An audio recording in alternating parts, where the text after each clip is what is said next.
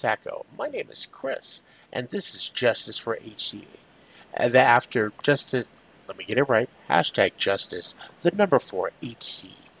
Aftermath of Episode 4. Just a reminder the game is using masks, uh, the new generation. So just kind of wanted to go over a couple things that happened in the venture where the players decided they didn't need my silly little adventure and felt they needed to just argue with themselves for the entire time. So that does happen occasionally.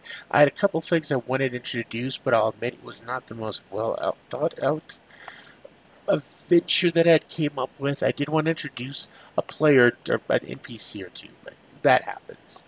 So I just kind of wanted to go over each of the players and my general ideas, what I think I'm going to keep on hammering them with, how I'm going to deal with a couple things. So, Balance will be back in this adventure. I kind of wanted to do with him is Balance is plays the peacekeeper. He plays the balance of the group. But if you read the Nova is all about emotions and just reacting. So I want to keep on hammering that. I like that concept that even though he is trying to be the peacekeeper, he is an emotional wreck. His powers cause issues with him. He gets high strung, angry, violent. I won't say violent, but angry.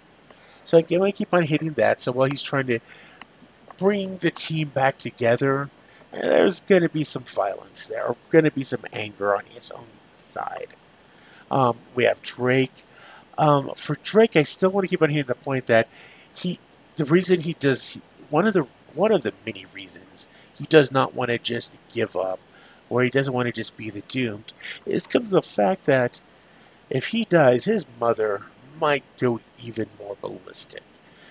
I kind of designed her that she is just a really loving, caring person, but with that darkness in her being demon and everything like that, even if it's not quite the same in the world his character is from, that her unleashing like that in retribution for the death of her son will upset a lot of people, a lot of issues. So I'm going to keep on hammering on that.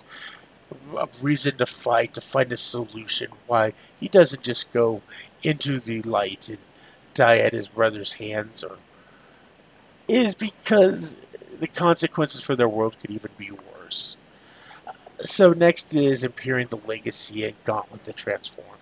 Now, issues with them right now, there's a lot of conflict between those two characters. I think a lot of it comes down to is Empyrean, there's a general sense of logic that Empyrean likes to keep, and Gauntlet doesn't. So the issue is going to be them finding a balance where they can actually work together, keeping things up and going. I also need to introduce a couple ideas to Gauntlet.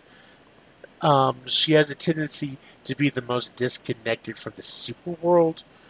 Part of that is Mark himself, but then how it is with Gauntlet, she is generally the most deprived of the players and just hasn't a lot of great stuff in her life.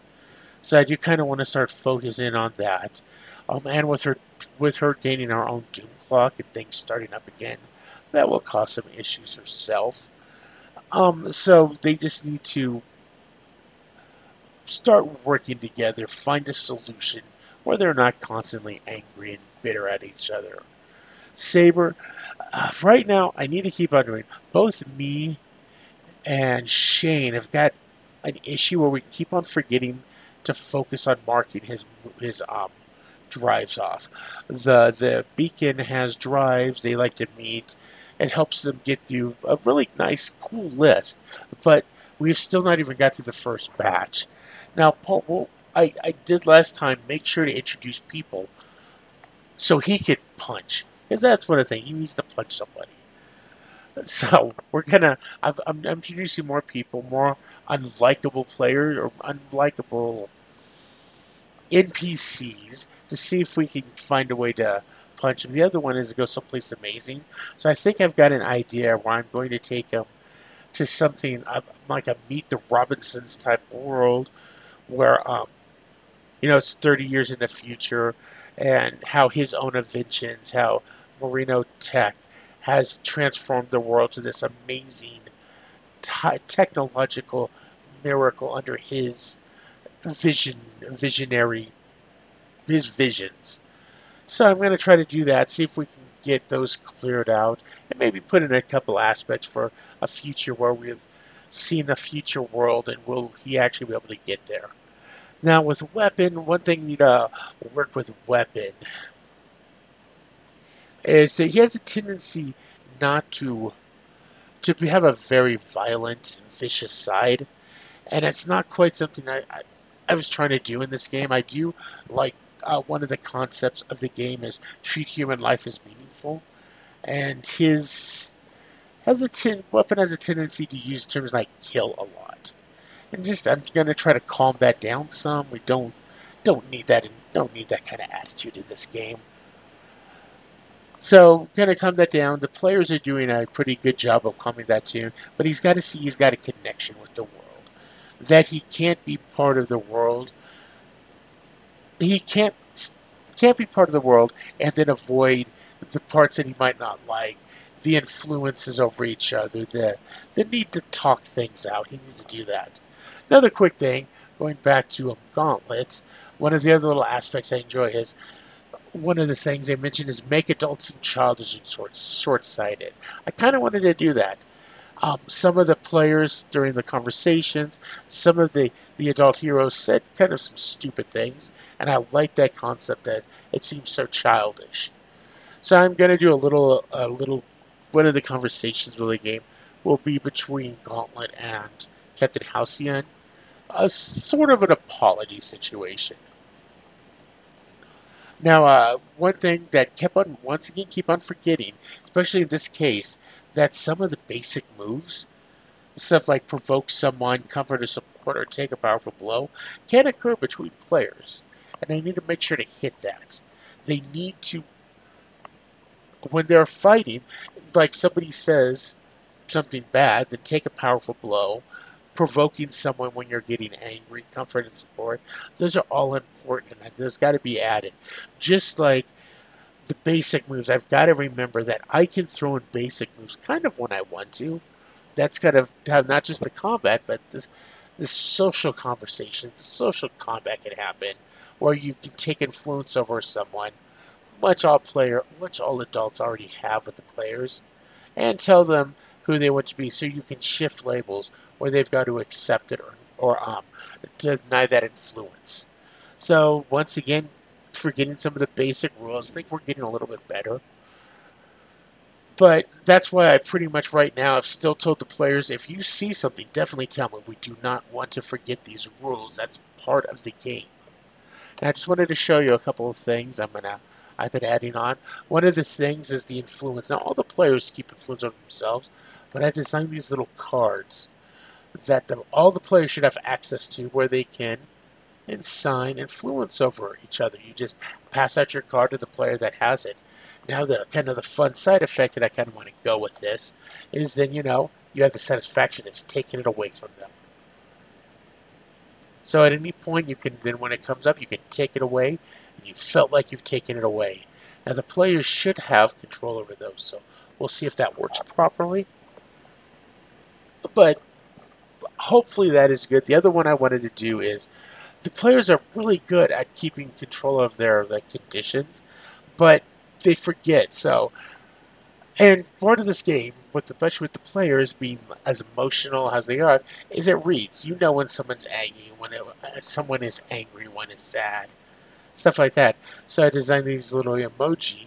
Might go back and change the emoji later. Like you just mark on the player, so people will know when Balance is angry. They can see it in this face, or afraid. So you can try to, even try to. You realize somebody's getting a lot of conditions on them, and then you can try to influence them to get them off. And I just like the fact that these are noticeable. People know when you have your conditions. So we'll see how those go. As a little game prompt. So that's kind of the basics. We'll see if I can actually get to an adventure. For episode 5, I am planning on actually having an adventure. Hopefully, it won't just be people yelling at each other this time.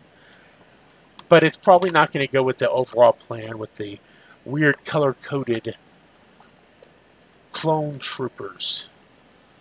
Um, so we will be recording episode 5 this upcoming Saturday on Twitch, and it'll be then put on to YouTube the 2 weeks later than that. This upcoming time on YouTube will be the current adventure of Blades in the Dark.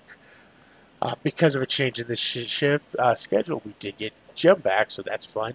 So we actually have a thug, so we're not always getting our butts kicked. Kind of a helpful little idea to have a thug there. You can follow us on Twitter. We do post when we're starting recordings, when things are going out. Watch everything down there.